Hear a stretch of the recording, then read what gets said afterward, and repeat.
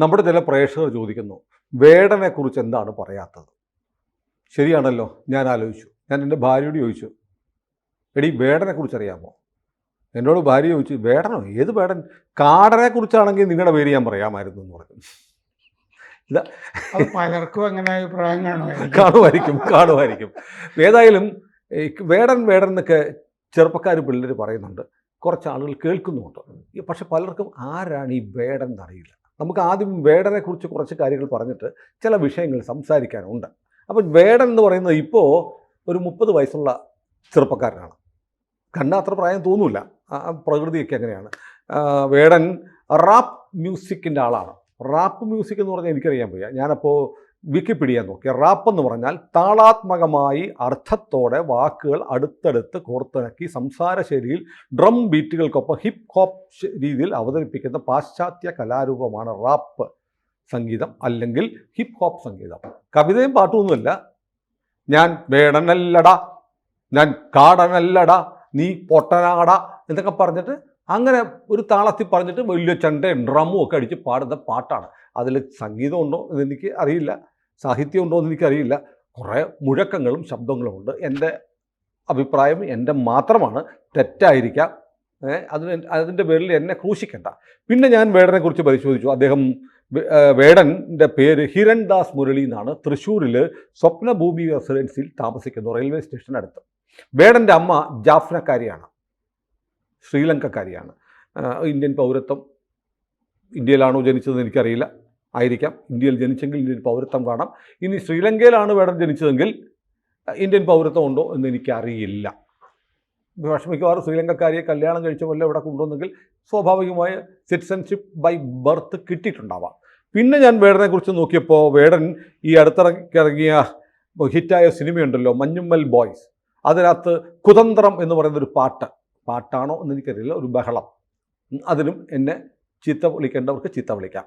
ആ ബഹളം എഴുതിയത് അല്ലെങ്കിൽ പാട്ട് എഴുതിയിരിക്കുന്നത് വേടനാണ്. പിന്നെ ഞാൻ പിന്നെയും സെർച്ച് ചെയ്തു. അപ്പോൾ 2021 വേടനെതിരെ ഒരു മീറ്റു ആരോപണം ചില പെൺകുട്ടികൾ പറഞ്ഞു. വേടൻ അവരെ മീറ്റു എന്ന് പറഞ്ഞാൽ അറിയാമല്ലോ, ലൈംഗികമായി പീഡിപ്പിച്ചു എന്നതാണ് മീറ്റു എന്നാണ് പൊതുവിലുള്ള സങ്കല്പം. അങ്ങനത്തെ ഒരു കേസ് ആരോപണങ്ങൾ വന്നു. വേടൻ എന്ന് പറയുന്ന ഹിരൺദാസ് മുരളി അന്ന് പരസ്യമായി മാപ്പ് പറഞ്ഞിരുന്നു. പിന്നെ ആ കേസൊക്കെ എവിടെ പോയി എന്നറിയില്ല. പിന്നെ വേടൻ മയക്കുമരുന്നിനെതിരെ സംസാരിച്ചിട്ടുണ്ട്, പ്രസംഗിച്ചിട്ടുണ്ട്. ചെറുപ്പക്കാരൊന്നും മയക്കുമരുന്ന് അടിക്കരുതെന്ന് പറഞ്ഞു. അതിനുശേഷം വേടനെ സിന്തറ്റിക് ഡ്രഗ്സ് ഉപയോഗിക്കരുതെന്നാണ് സിന്തറ്റിക് ഡ്രഗ്സ്, മയക്കുമരുന്ന് ഞാൻ പറഞ്ഞത്. അത് കഴിഞ്ഞപ്പോൾ വേടനെ കൊച്ചിയിലെ ഒരു ഫ്ലാറ്റിൽ നിന്ന് മയക്കുമരുന്ന് ഉപയോഗിച്ചതിന് പിടികൂടി, പിണറായിയുടെ പോലീസ് പിടികൂടി.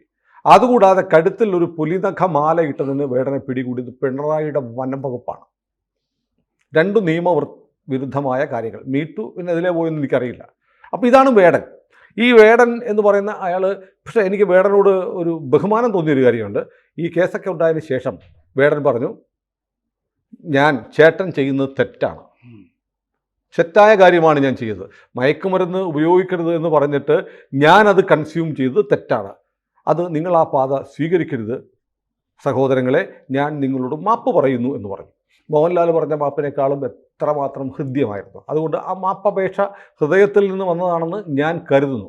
പക്ഷേ മയക്കുമരുന്ന് കേസ്, മീറ്റു കേസ്, വനം വകുപ്പിൻ്റെ കേസ്, ഈ കേസെടുത്തവരെ ഇപ്പോൾ സർക്കാരും പാർട്ടിയും തെറി പറയുകയാണ്. ഈ പറയുന്ന വേടനെ സർക്കാരിൻ്റെ പരിപാടികളിൽ വിശിഷ്ടാതിഥിയായി പങ്കെടുപ്പിക്കുന്നതിൻ്റെ സാങ്കത്യം എനിക്ക് മനസ്സിലായിട്ടില്ല. അതിനുശേഷം ചില ആളുകൾ പറഞ്ഞത്, എന്നോട് ചിലർ പറഞ്ഞു, വേടൻ തെറ്റൊക്കെ ചെയ്തിട്ടുണ്ടാവും, എന്നാലും വേടൻ ഒരു ദളിതനല്ലേ, അവന് പുറത്തൂടെ? ദളിതന് കഞ്ചാവ് വലിച്ചാൽ ആ കഞ്ചാവ് നിയമവിരുദ്ധമാവോ? മയക്കുമരുന്ന് ഉപയോഗിക്കുന്നത് ദളിതനാണേലും ബ്രാഹ്മണനാണേലും ഒരേ ശിക്ഷയാണ്. നമ്മുടെ രാജ്യത്ത് ജാതിയുടെ പേരിൽ ശിക്ഷ ഇളവും ശിക്ഷ കൂട്ടിക്കൊടുക്കലുമില്ല. പിന്നെ വേടൻ പറയുന്ന വാക്കുകൾ ഓർത്ത് വേടന് മാപ്പ് കൊടുക്കണം. ഇത് സ്വരാജ് പറഞ്ഞു, ഇസ്രയേലിനെതിരെ ഹമാസ് എന്തു തന്നെ ചെയ്താലും അത് കുറ്റമല്ല. കുട്ടികളെ കൊന്നാൽ, ബലാത്സംഗം ചെയ്താൽ, കൂട്ടക്കൊല ചെയ്താൽ അത് കുറ്റമല്ല എന്ന് സ്വരാജ് പറഞ്ഞതുപോലെ വേടൻ എന്തു ചെയ്താലും അത് കുറ്റമാവരുത്. അവൻ എടുക്കുന്ന നിലപാടുകൾ പരിശോധിക്കണം. ശരിയാണ്, വേടൻ്റെ നിലപാടെന്താണ്? ജാതീയതയ്ക്കെതിരെ കുഴിയിൽ കുമ്പിള് കൊത്തി കഞ്ഞി കൊടുക്കുന്നതിനെതിരെ വേടൻ നിലപാടെടുക്കുന്നു. പക്ഷേ ഒരു ചോദ്യം, നമ്മൾ ജീവിക്കുന്ന 21-ാം നൂറ്റാണ്ടിലാണോ 18-ാം നൂറ്റാണ്ടിലാണ്. 18-ാം നൂറ്റാണ്ടിലാണ് ഹോയ് ഹോയ് എന്ന് പറഞ്ഞ് തമ്പ്രാക്കന്മാർ വഴിമാറി നടക്കാൻ പറഞ്ഞത്. 18ഉം 19ഉം നൂറ്റാണ്ടുകളിലാണ്, അല്ലെങ്കിൽ 20-ാം നൂറ്റാണ്ടിൻ്റെ ആദ്യ പാദത്തിൽ ഒരുപക്ഷെ ഉണ്ടായിരുന്നിരിക്കാം കുമ്പിളിൽ കുഴികുത്തി കഞ്ഞി കൊടുത്തത്. അപ്പോൾ കാലഹരണപ്പെട്ടു പോയ ഇല്ലാതായ ഒരു കാര്യം ഇപ്പോൾ പറയുന്നു എന്നതിൻ്റെ പേരിൽ ജാതിക്കെതിരായ പോരാട്ടമാവുന്നത് എങ്ങനെയാണ്? കേരളത്തിൽ എവിടെയാണ് ജാതി വിവേചനം? ഇത് എൻ്റെ സംശയങ്ങളാണ്. ഇനി എനിക്ക് വേടൻ ഏറ്റവും അടുത്ത ദിവസം വേടൻ്റെ ഒരു ഇൻ്റർവ്യൂവിൽ വേടൻ പറഞ്ഞു, ഞാൻ വീട്ടിൽ വളർത്തുന്ന പട്ടിക്ക് ബുദ്ധൻ എന്നാണ് പേരിട്ടിരിക്കുന്നത്. പിന്നെ പറഞ്ഞു, ഭഗവാൻ ശ്രീകൃഷ്ണൻ അർജുനന് കൊടുത്ത ഉപദേശം ആണ് എനിക്ക് ഭീകരവാദ പ്രവർത്തികളോട് പറയാനുള്ളത്. ഭഗവാൻ അർജുനനോട് പറയുന്നത്, നിന്റെ മുന്നിൽ നിൽക്കുന്ന രണഭൂമിയിൽ നിൽക്കുന്ന ആളുകൾ നിന്റെ ബന്ധുക്കളാകാം, നിന്റെ ഗുരുക്കന്മാരാകാം, നിന്റെ സുഹൃത്തുക്കളാകാം, അതൊന്നും നോക്കാതെ അവരെ തട്ടടാ എന്നാ പറഞ്ഞത് അല്ലേ? ചാമ്പിക്കോ എന്നാ പറഞ്ഞത്. അപ്പൊ ഭീകരരോട് അർജുനനോട് ഭഗവാൻ പറഞ്ഞതുപോലെ പറയണമെന്ന് പറഞ്ഞ ഭീകരർ നമ്മളെയൊക്കെ തട്ടണമെന്നാണോ അതിൻ്റെ അർത്ഥം? എനിക്കറിയില്ല. അപ്പോൾ വേടൻ എന്ന് പറയുന്ന ഈ ചെറുപ്പക്കാരൻ മുന്നോട്ട് വെക്കുന്ന ആശയങ്ങൾ എനിക്ക് മനസ്സിലാവുന്നില്ല. ഈ വേടനെ വിമർശിക്കുന്നതിൻ്റെ പേരിൽ കേരളത്തിലെ സംഘികൾ ഒരുപാട് ചീത്ത കേൾക്കുന്നുണ്ട്. പക്ഷേ ഞാൻ വേറൊരാൾ എഴുതിയത് വായിച്ചു. കേരളത്തിലെ സംഘികൾക്ക് വിവരമില്ല, BJPക്കാർക്കും വിവരമില്ല. ശാഖയിൽ നിന്ന് പഠിച്ചത് മാത്രമല്ല പ്രാക്ടിക്കൽ പൊളിറ്റിക്സ്. അതായത് വേടനെതിരെ കേസെടുത്തത് കേരള പോലീസാണ്, പിണറായിയുടെ പോലീസാണ്, CPMൻ്റെ പോലീസാണ്, വനം വകുപ്പാണ്, അതും CPMൻ്റെയാണ്. അങ്ങനെ വേടൻ എന്ന് പറയുന്ന ഈ ദളിതൻ എന്ന് അവകാശപ്പെടുന്ന ദളിതനായ പിന്നാക്കക്കാരനായ, അല്ലെങ്കിൽ അവർക്ക് വേണ്ടി നിലപാടെടുക്കുന്ന വേടനെ കേരള പോലീസ്, കമ്മ്യൂണിസ്റ്റ് പോലീസ് കള്ളക്കേസിൽ കുടുക്കിയപ്പോൾ അതിനെതിരെ BJP RSS നിലപാടെടുത്തിരുന്നെങ്കിൽ പാർട്ടി കെട്ടിൻ്റെ പണിയാകി പോകുമായിരുന്നു. അതൊരു പ്രാക്ടിക്കൽ പൊളിറ്റിക്സാണ്. അത് അറിയില്ലായിരുന്നു എന്ന് പറയുന്നുണ്ട്. അപ്പോൾ ഞാൻ വേടനെതിരൊന്നുമല്ല. വേടൻ എന്താണെന്ന് ഒരു സമഗ്രമായി, ഒരു ലളിതമായ ഒരു ചിത്രം പ്രേക്ഷകർക്ക് മുന്നിൽ കൊടുക്കാനാണ്. കാരണം എൻ്റെ ഭാര്യയ്ക്ക് പോലും വേടനെ അറിയത്തില്ല. അത്യാവശ്യം പത്രമൊക്കെ വായിക്കുന്ന ആളാണ്. കാരണം അത് ന്യൂജൻ പിള്ളേർക്ക് മാത്രം അറിയാവുന്ന ഒരു പേരാണ് വേടൻ. ഇപ്പോൾ എല്ലാവർക്കും അറിയാം. പക്ഷേ ഞാൻ ഒരു കാര്യം ഇവിടെ പറയുന്നുണ്ട്. രാജ്യം യുദ്ധത്തിൻ്റെ വഴിയിലായിരുന്നു. ഓപ്പറേഷൻ സിന്ധു നടക്കുന്നു. വലിയ ടെൻഷൻ, വലിയ യുദ്ധമായി അത് എസ്കലേറ്റ് ചെയ്യുമോ എന്നുള്ള ആശങ്കയുള്ള സമയത്ത് തിരുവനന്തപുരത്ത് ഒരു പരിപാടിക്ക് വേടൻ വരുമെന്ന് കരുതി രാത്രി 10 മണിക്കും പെൺകുട്ടികൾ കൂടി നിൽക്കുന്നു. എന്നിട്ട് എവിടെ ഞങ്ങളുടെ വേടൻ? ഞങ്ങൾക്ക് വേടനെ കണ്ടിട്ട് ഒന്ന് കണ്ടാൽ മതിയായിരുന്നു, എന്നിട്ട് വീട്ടിൽ പോകണമെന്ന് പറഞ്ഞ് ഭ്രാന്തമായി കുറേ ചെറുപ്പക്കാരികൾ നിൽക്കുന്നു. ഇന്നലെ പാലക്കാട്ടൊരു പരിപാടി ഞാൻ കണ്ടു. വേടനെ സമപ്രായമുള്ള ഒരു പെൺകുട്ടി ഭ്രാന്തെടുത്തതുപോലെ ഓട്ടി വന്ന് വേടനെ കെട്ടിപ്പിടിക്കുകയാണ്, കാലിൽ വീഴുകയാണ്. എന്നിട്ട് കൂടെ നിൽക്കുന്നവർ പിടിച്ച് പറിച്ചു മാറ്റിക്കൊണ്ടു പോവുകയാണ്. അപ്പോൾ ഈ വേടൻ മുന്നോട്ട് വെക്കുന്ന ആശയം, ഒരു യുദ്ധം വന്നാൽ പോലും അത് രാജ്യത്തെക്കുറിച്ച് പോലും ആശങ്കയില്ലാത്ത ഒരു അനാർക്കിസം, ഓക്കിസം മുന്നോട്ട് വെക്കുന്ന ഒരാളാണോ വേടൻ? വേടനെ എനിക്ക് പറഞ്ഞുകൂടായിരുന്നു ഈ വിവാദം ഉണ്ടാകുന്നത് വരെ. കാരണം നമ്മൾ നല്ല പാട്ടുകളും ഈ ശുദ്ധ സംഗീതം ഇങ്ങനെയൊക്കെ നടക്കുന്ന ആളുകളായതുകൊണ്ട് ഇത് ശ്രദ്ധിച്ചിരുന്നില്ല. ഇതിൻ്റെ അകത്ത് തെറിവാക്കുകൾ എന്നൊക്കെ മലയാളത്തിൽ പൊതുവെ പറയുന്നതും ഒക്കെ ഉണ്ട് ഇതിൻ്റെ അകത്ത്. പിന്നീട് ഈ കേട്ട ശേഷം ഇത് നല്ല പാട്ടാണോ എന്ന് നോക്കാൻ വേണ്ടി, നല്ല പാട്ടാണെങ്കിൽ നമ്മൾ അംഗീകരിക്കണം, പിന്നെ നമ്മൾ പാടിക്കൊണ്ട് നടക്കും. അതെ, അത് നോക്കിയപ്പോൾ അതിൻ്റെ അകത്ത് തെറിയൊക്കെയാണ്. അപ്പോൾ അതിൻ്റെ അകത്ത് എന്തെങ്കിലും നമുക്ക് എടുക്കാവുന്നതുള്ളതായിട്ട് എനിക്ക് തോന്നിയില്ല. പക്ഷേ ഈ വേടനെ ഈ കഞ്ചാവിൻ്റെ കൂടെ പിടിച്ച സമയത്ത് തന്നെ വേടൻ്റെ കയ്യിൽ നിന്ന് 9 ലക്ഷം രൂപ കണ്ടെടുത്തിരുന്നു. അതാരും പറയുന്നില്ല, അതേക്കുറിച്ച് ആരും പറയുന്നില്ല. ആ 9 ലക്ഷം രൂപ കണ്ടെടുത്തില്ല. അല്ല, അതൊരു തെറ്റൊന്നുമില്ല. അയാൾ ഒരുപാട് പ്രോഗ്രാമൊക്കെ റെമ്യൂണറേഷൻ കിട്ടുന്നുണ്ട്. അതെ, അയാൾക്ക് റെമ്യൂണറേഷൻ ഒക്കെ നടത്തുന്നുണ്ട്.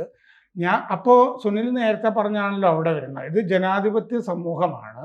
ഈ ജാതിയും മതവും നോക്കിയിട്ടൊന്നും അല്ലല്ലോ വേടന് പ്രോഗ്രാമുകൾ കിട്ടുന്നത്. അതെ, അയാൾക്ക് കച്ചവടം അത്യാവശ്യം നന്നായിട്ട് നടക്കുന്നുണ്ട്. പക്ഷെ ഈ വേടനെ ഉപയോഗിക്കുകയാണ് ഒരു സംഘം ആളുകൾ. ആ അജണ്ടയിലാണ് എനിക്ക് സംശയമുള്ളത്. വേടൻ വലിയ ജാതിയൊന്നും പറഞ്ഞു നടക്കുന്നതായിട്ട് എനിക്ക് തോന്നുന്നില്ല. തന്നെ വേടൻ ഇപ്പോൾ ഒരു ക്ഷേത്രത്തിൽ പോയി നമ്പൂരിമാരുടെ കൂടെ പൂജാരിമാരുടെ കൂടെ ഒക്കെ നടക്കുന്ന വീഡിയോ കണ്ടു. അതിൻ്റെ ഒരു ക്ലാരിഫിക്കേഷൻ വന്നിട്ടുണ്ട്. അത് നമ്മുടെ തൃശ്ശൂർ കാനാടിയിലുള്ള കാനാടി മഠത്തിലാണ്. കാനാടി മഠത്തിൽ നടത്തുന്നത് ഈഴവ സമുദായത്തിൽപ്പെട്ടവരാണ്, ബ്രാഹ്മണല്ല.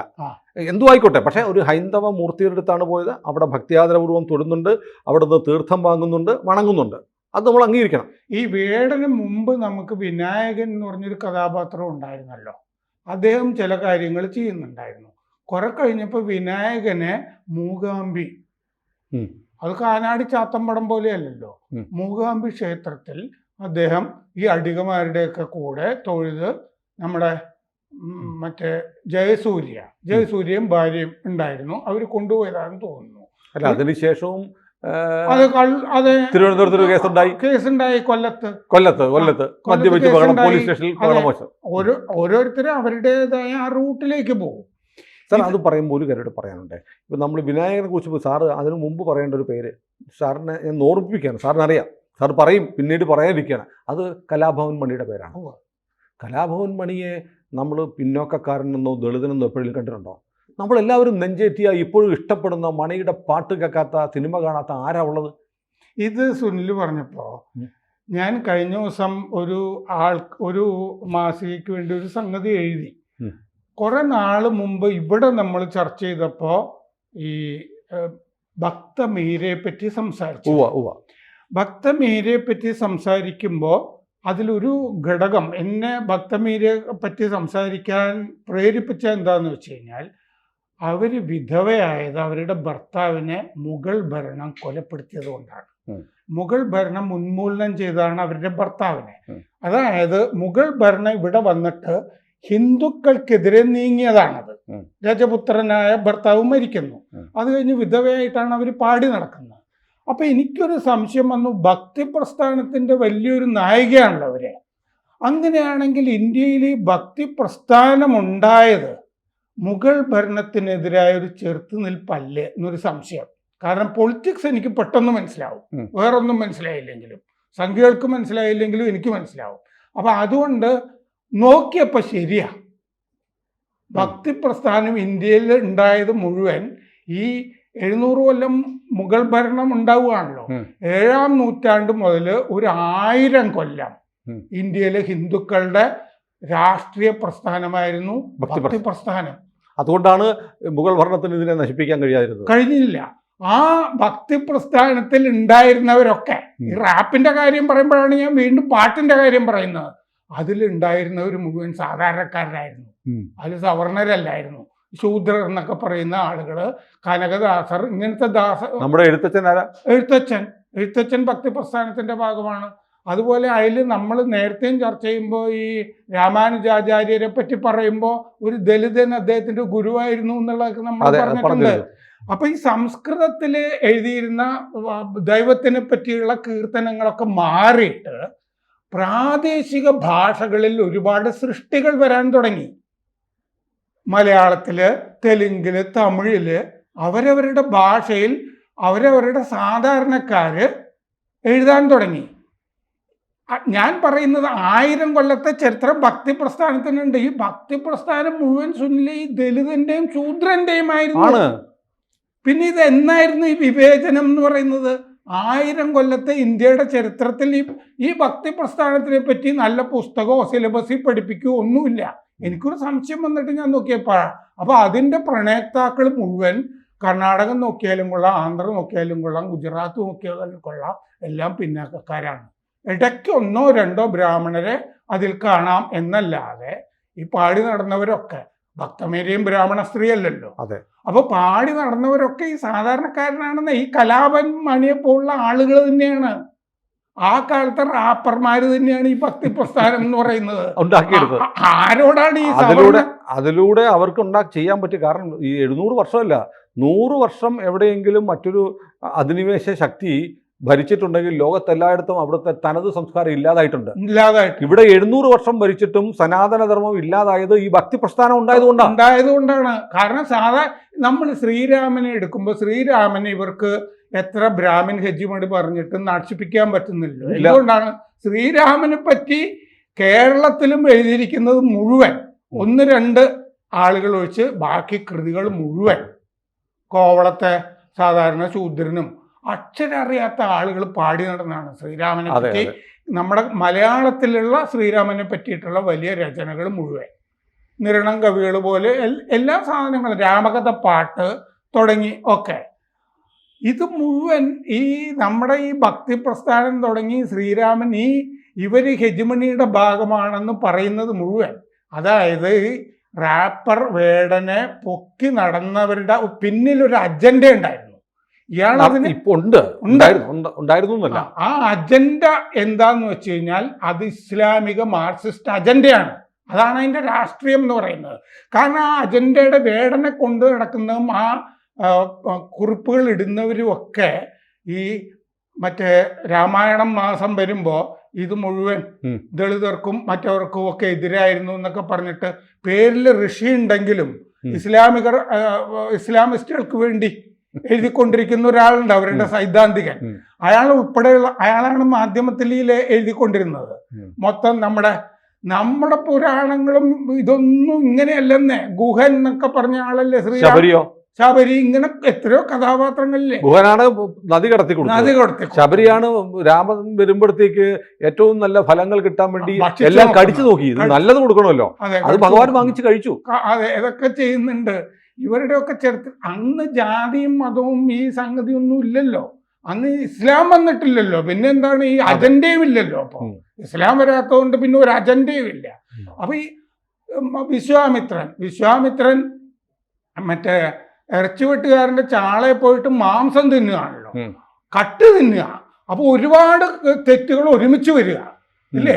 ഒരാളുടെ ചാളയിൽ പോകുന്നു, ദളിതന്റെ ചാളയിൽ പോയി. അതെ, അദ്ദേഹം ഒറിജിനലി ക്ഷത്രിയനാണ്, പിന്നെ ബ്രാഹ്മണൻ ആകുന്നതാണ്. വിശ്വാമിത്രൻ ചാളയിൽ പോയി, ഒന്നാമത്തെ തെറ്റ്. മറ്റേ ഇറച്ചി തിന്നു, അല്ല ഇറച്ചി മോഷ്ടിച്ചു, രണ്ടാമത്തെ തെറ്റ്. കട്ട് തിന്നു, മൂന്നാമത്തത് മാംസം ഭക്ഷിച്ചു. 3 തെറ്റായി. ഒരുമിച്ച് ഇങ്ങനെ തെറ്റ് ചെയ്തൊക്കെ ഇതിന്റെ അകത്ത്. ഇതെന്തിനാണ് പുരാണങ്ങളിൽ പറയുന്നതെന്ന് വെച്ചാൽ ധർമ്മ ചർച്ചയ്ക്കാണല്ലോ. എന്നിട്ട് ഇറച്ചിവെട്ടുകാരൻ വന്നിട്ട് വിശ്വാമിത്രന് ഉപദേശിക്കുകയാണ്. അതാണ് വ്യാധഗീത എന്ന് പറയുന്ന നമ്മുടെ പുരാണങ്ങളിലുള്ള ഭഗവത്ഗീത. ഈ വ്യാധഗീതയുടെ 7 എഴുത്ത് വരില്ല. ഈ ഇറച്ചിവെട്ടുകാരൻ ഉപദേശിച്ച ഗീത മഹാഭാരതത്തിന്റെ ഉള്ളിൽ കിടക്കുകയാണ് വ്യാധഗീത എന്ന് പറഞ്ഞിട്ട്. ഇതൊക്കെയാണ് നമ്മുടെ പുരാണങ്ങളിലും ഒക്കെ ഉള്ളത്. പിന്നെ ഇവര് പറയുന്ന ഈ ശങ്കരാചാര്യരും മറ്റേ ഉരുക്കി ഒഴിക്കണം എന്നൊക്കെ പറഞ്ഞു എന്നൊക്കെ പറയുന്ന സംഗതിയില്ല. അത് ഗൗതമ സൂത്രത്തിലുള്ളതാണ്. അതല്ലാതെ മനുസ്മൃതിയിൽ നിന്ന് മറ്റേ അംബേദ്കർ തെറ്റ് പറഞ്ഞാണ്. അംബേദ്കർ പറഞ്ഞതുകൊണ്ട് ആളുകൾക്ക് അത് ഇപ്പോഴും പറഞ്ഞുകൊണ്ട് കിടക്കുന്നു. പിന്നെ ഈ ശങ്കരാചാര്യരുടെ തന്നെ നിർവാണ അഷ്ടകത്തില് നമേ ജാതി ഭേദ എന്നൊരു വാചകം കിടക്കുന്നുണ്ടല്ലോ. എനിക്ക് ജാതി ഭേദങ്ങളില്ല എന്ന് പച്ചക്ക് പറഞ്ഞിരിക്കല്ലേ. അല്ല, ശങ്കരാചാര്യരുടെ മാതാവ് മരിച്ചപ്പോൾ എന്താ സംഭവിച്ചത്? അതെ, ശങ്കരാചാര്യർ ആ കാലത്ത് വിപ്ലവകാരിയല്ലേ. കാരണം ബ്രാഹ്മണര് ഊരുവിലക്കി. കാരണം സന്യാസിയായ ഒരാൾ വന്നിട്ട് ശവദാഹ കർമ്മങ്ങളിൽ പങ്കെടുക്കാൻ പാടില്ല. സന്യാസിക്ക് പിന്നെ അമ്മയും അച്ഛനും ഒന്നും ഇല്ലല്ലോ. പങ്കെടുത്തു. അപ്പൊ കുറച്ച് നമ്പൂരിമാരെ കൂടെ നിന്നുള്ളൂ എന്നാണ് കഥ. അതില് തല പിടിച്ചവര് തലയാറ്റും പിള്ളി എന്ന് പറഞ്ഞപ്പോ അവിടെ ഉണ്ട്. മറ്റേ കാല് പിടിച്ചവര് കൈപ്പിള്ളിൽ എന്ന് പറഞ്ഞിട്ട്. ഈ മനക്കാരെയൊക്കെ എനിക്ക് അറിയാവുന്നതുകൊണ്ട് ഞാൻ പറയുന്നതാണ്. അദ്ദേഹം ആ കാലത്ത് വലിയ വിപ്ലവകാരിയായിരുന്ന ഒരാള്. പിന്നെ നമ്മേ ജാതി ഭേദാന്ന് അദ്ദേഹം പറഞ്ഞ അഷ്ടകത്തിൽ കിടക്കും. മനീഷാ പഞ്ചകം എഴുതുന്നത് എന്താണെന്ന് വെച്ചാൽ അദ്ദേഹത്തിന്റെ ശീലം കൊണ്ട്, ബ്രാഹ്മണൻ എന്നുള്ള ശീലം കൊണ്ട് വഴിയിൽ കണ്ട ഒരു ദളിതനോട് മാറി നടക്കാൻ പറഞ്ഞു. അപ്പൊ ദളിതൻ ചോദ്യം ചെയ്തു, നിങ്ങൾ ആരോടാണ് മാറാൻ പറയുന്നത്? ഈ ശരീരത്തിനോടാണോ ഈ ആത്മാവിനോടാണോ എന്ന് ചോദിച്ചു. ഈ ചോദ്യം വല്ലാതെ ശങ്കരാചാര്യരുടെ ഉള്ളിൽ തറച്ചിട്ടാണ് മനീഷാ പഞ്ചകം എഴുതുന്നത്. അത് ജാതി വിരുദ്ധമായ കൃതിയല്ലേ. ഇതൊക്കെ എത്ര കൊല്ലം മുമ്പ് നമ്മുടെ നാട്ടിൽ സംവാദമായിട്ട് നടന്നതാണ്. ഇതെന്ത് ജാതിയിൽ അധിഷ്ഠിതമായ വ്യവസ്ഥയാണ്. അതെ, ഇന്നത്തെ കേരളത്തിൽ ജാതി ഒരു വലിയ പ്രശ്നമാണ് എന്ന് പറയുന്ന ഒരു കാമ്പയിൻ മുന്നോട്ട് വെക്കാൻ ആരെന്തിന് ശ്രമിക്കുന്നു എന്ന് മനസ്സിലാവുന്നില്ല. ജാതി വിവേചനത്തിന്റെ അതെ, ഹിന്ദുക്കൾക്കിടയിൽ ഈ പിന്നോക്ക വർഗക്കാരെ ഹിന്ദുക്കളിൽ നിന്ന് അടർത്തിയിട്ട് അവർ ഇസ്ലാമിൽ ചേർക്കാനുള്ള അജണ്ടയാണ് നടപ്പാക്കിക്കൊണ്ടിരിക്കുന്നത്. വേടൻ അതിൽ പങ്കാളിയാണോ എന്നറിയില്ല. വേടന്റെ പേരിൽ ചിലർ അതൊരു പ്രൊപ്പഗൻഡയായി എടുക്കുന്നു. ഇനി നമ്മളുടെ തന്നെ ഈ പറയിപെറ്റ പന്തിരുകുലം ആണല്ലോ കഥ. പറയാണ് പെറുന്നത്. ആരെയൊക്കെയാ പെറുന്നത്? അതിൽ അഗ്നിഹോത്രി ഉണ്ട് ഇല്ലേ, നാരായണത്ത് പ്രാന്തനുണ്ട്, കാരക്കൽ അമ്മയുണ്ട്, വായില്ലാക്കുന്ന്, ഉപ്പുകൊറ്റൻ, എല്ലാ ജാതിക്കാരെയും അവര് പെറുന്നുണ്ട്. ഒരു പറയും നമ്മുടെ പ്രധാനപ്പെട്ട ഐതിഹ്യമല്ലേ അത്. അതിലെവിടെയാ ജാതി? ബ്രാഹ്മണനെയും എല്ലാം ഒരു ഗർഭപാത്രത്തിൽ നിന്നാണ് വരുന്നത്. ഇതല്ലേ നമ്മുടെ ഏറ്റവും പ്രധാനപ്പെട്ട ഐതിഹ്യം. ഇതല്ലേ നമ്മുടെ ഈടുവയ്പ് എന്ന് പറയുന്നത്. ഏതായാലും വേടൻ പാടട്ടെ, വേടനെ ആളുകൾ കാണട്ടെ. പക്ഷേ വേടനാണോ വേടന് പിന്നിൽ നിന്ന് മറ്റു ചിലരാണോ സംസാരിക്കുന്നതെന്ന് എനിക്കറിയില്ല. ഏതായാലും വേടനെ മുന്നിൽ നിർത്തി ഒരു പ്രൊപ്പഗാൻഡ. വേട മഹാസഭ രംഗത്ത് വന്നിട്ടുണ്ട്. ഈ വേടൻ എന്നുള്ള പേര് മാറ്റണം, ഈ ഞങ്ങളുടെ മഹാസഭയിൽപ്പെട്ട ആളല്ല എന്ന് പറഞ്ഞിട്ടുണ്ട്. വേടന്റെ ജാതി നമുക്കറിയില്ല, ജാതി നമ്മൾ ചോദിക്കുന്നുമില്ല. പക്ഷേ വേടൻ ഈ പറഞ്ഞ പോലെ വേടന്റെ അമ്മ മാതാവ് ജാഫ്നക്കാരിയാണ്, ഒരു പക്ഷേ ഇന്ത്യൻ പൗരൻ. അതിൻ്റെ അത്തരം വിശദാംശങ്ങൾ എനിക്കറിയില്ല. ഏതായാലും വേടന് പാടുന്നതിന് കുഴപ്പമൊന്നുമില്ല, വേടൻ പാടട്ടെ, ആ പാട്ട് ആസ്വദിക്കട്ടെ. പക്ഷേ വേടനെ മുന്നിൽ നിർത്തി ആരോ എന്തോ ചില അജണ്ടകൾ കേരളത്തിൽ സെറ്റ് ചെയ്യാൻ ശ്രമിക്കുന്നുണ്ട്. ഹിന്ദു മതത്തില് വിഘടനം ഉണ്ടാക്കാൻ വേണ്ടിയിട്ടുള്ള അജണ്ടയാണത്. അല്ല, അവിടെയാണ് ഞാൻ പറയുന്നത്, ഈ കേരളത്തിലെ BJP-ക്കാർക്കും സംഘപരിവാറിനും ഒരു പെശക് പറ്റി. വേടനെ ഇതൊരു പ്രൊപ്പഗാൻഡയുടെ ടൂളാണെന്ന് മനസ്സിലാക്കി അത് ഉണ്ടാവുമ്പോൾ തന്നെ വേടനെ അറസ്റ്റ് ചെയ്ത സംഭവം വന്നപ്പോൾ ഒരുപക്ഷെ BJP-യോ സംഘപരിവാറുമായി ബന്ധപ്പെട്ട ആരെങ്കിലും അതിനെ പ്രതിഷേധിക്കാൻ വന്നിരുന്നെങ്കിൽ വല്ലാതെ പെട്ടുപോയനെ CPM, അല്ലേ? അതെ, CPM പിന്നെ അവർക്ക് ഒരു തെറ്റ് പറ്റിയത് എന്ന് അവർക്ക് തോന്നിയിട്ട് ഉടനെ ഔദ്യോഗിക പരിപാടിയിലേക്ക് കുത്തിക്കയറ്റി വേടനെ. അവരുടെ സർക്കാരാണ് മുഴുവൻ ചെയ്തത്. പക്ഷെ ആ ചീത്തപ്പേര് മാറ്റാൻ ഈ ആരോപണം വരുമല്ലോ, മൊത്തം ചെയ്ത ആ സർക്കാരാ. എന്നിട്ട് ഇടുക്കിയിലെ ഒരു ഔദ്യോഗിക പരിപാടിയിലേക്ക് കുത്തിക്കയറ്റിയിട്ട് അവർ രാഷ്ട്രീയം കൈകാര്യം. എന്നിട്ട് ഈ ഫോറസ്റ്റ് ഓഫീസേഴ്സ് അസോസിയേഷന്റെ സംസ്ഥാന പ്രസിഡന്റ് ആയിരിക്കുന്ന ആള് കുറ്റക്കാരനാണെന്ന് പറഞ്ഞ് നടപടി എടുക്കാൻ പോയി. അത് അതീഷ്, എൻ്റെ സുഹൃത്താണ് അതീഷ് ഒന്നാന്തരം CPM-കാരനാണ്. അതീഷിന്റെ പോസ്റ്റുകൾ ഫേസ്ബുക്കിൽ കണ്ടറിയാം. വനം വകുപ്പിലെ റേഞ്ച് ഓഫീസർമാരുടെ സംഘടനയുടെ സംസ്ഥാന അധ്യക്ഷനായ അതീഷിനെ ബലിയടക്കം നോക്കി. അതീഷ് നിയമാനുസൃതമുള്ള നടപടി എടുത്തപ്പോൾ പിന്നെ അതീഷിന് നടപടി വരാതിരുന്നത് അതീഷ് ഈ സംഘടനയുടെ പ്രസിഡന്റൊക്കെ ആയതുകൊണ്ട്, അതും CPM പശ്ചാത്തലം ഉള്ളതുകൊണ്ട് പരിക്ക് പറ്റാതെ രക്ഷിച്ചെടുത്തു. അല്ലെങ്കിൽ വേറെ ഏതെങ്കിലും പാർട്ടിക്കാരനാണെങ്കിൽ അതീഷിനെ അവർ സസ്പെൻഡ് ചെയ്തേനെ. പക്ഷെ അതീഷ് ചെയ്ത തെറ്റ് നിയമം പാലിച്ചു എന്നുള്ളതാണ്. അപ്പൊ വേടനെ മുൻനിർത്തിയിട്ടൊരു ലാർജർ കോൺസ്പിറസി ഉണ്ട്. അതാണ് നാട്ടുകാർ മനസ്സിലാക്കേണ്ടത്, എക്സ്പോസ് ചെയ്യേണ്ടത്. കൂടുതൽ വാർത്തകളും വിശേഷങ്ങളും നിങ്ങളിലേക്ക് എത്താൻ ABC മലയാളം സബ്സ്ക്രൈബ് ചെയ്യുക, ബെൽ ബട്ടണും അമർത്തുക.